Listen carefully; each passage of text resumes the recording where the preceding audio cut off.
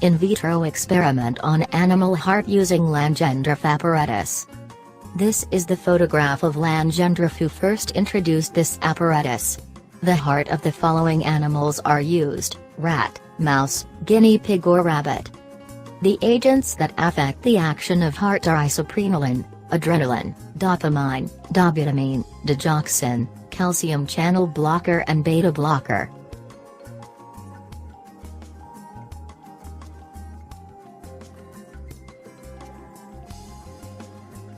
The setup of Landgraf apparatus. It has different parts. These are heart reservoir, blood reservoir, tube, roller pump, oxygenator or harder, preload chamber, centrifugal pump, pressure catheter, PV loop catheter. This is the enlarged view of heart reservoir, blood reservoir and roller pump. Enlarged view of connect one end of Y connector to centrifugal pump and connect centrifugal pump to a second Y connector are shown. Attach a hemostatic valve to upward facing arm. Attach a piece of tubing to downward arm. Connect other arm of Y connector to a preload chamber using 3/8 inch tubing passing through another roller pump. Tubing passing through a second roller pump. Connect tube to the outflow of preload chamber. This portion will be attached to the left atrium. Connect the oxygen tank to the heater or oxygenator. Connect the heating apparatus to the heater or oxygenator. Clamp the line going from the Y connector to the preload chamber. Turn on the oxygen tank, heating apparatus, roller pump and centrifugal pump. Wash blood to remove excess electrolytes and lysed cellular material. Reconstitute washed red blood cells with normal saline. Check the hematocrit concentration, 20 to 25%. Take baseline sample to measure pH, electrolyte and other biochemical parameters. Adjust pH and electrolyte until physiologic of the species used. Quickly remove the heart from the storage container. Pour out any storage solution in the ventricles. The blot becomes dry. Return the heart to the storage container. Orient it so that the aorta is facing upwards. Insert a cannula into the aorta. Secure the cannula with a zip tie. Adjust the speed of 2 pumps to begin blood flow. Decrease the centrifugal pump to a slow trickle. Trickle the blood into the aorta. Carefully attach the aortic cannula to the aortic tubing on the Landgraf. Pressure volume catheter and pressure transducer preparation.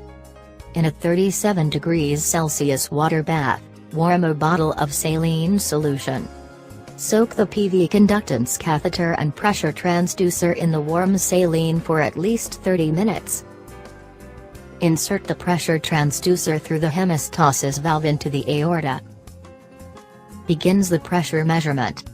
Adjust centrifugal pump speed until desired perfusion pressure is achieved. Monitor the aortic pressure closely. Insert temperature probe into septum and monitor myocardial temperature. Incrementally changes the temperature of warming unit until the intramyocardial temperature is at 37 degrees centigrade. Take blood samples every 15 minutes, adjusting the physiologic parameters as desired for the experiment. Add approximately 1 millimole of calcium to the blood solution every 5 minutes, ensuring that initial calcium ion concentration should be 0.3 to half a millimole/L. Place a purse string suture using a 3/0 polypropylene suture at the left ventricular apex. Using a 16G needle, make a stab incision within the purse string. Insert the PV conductance catheter into the apical incision. Begin recording data and determine how many volume segments are active.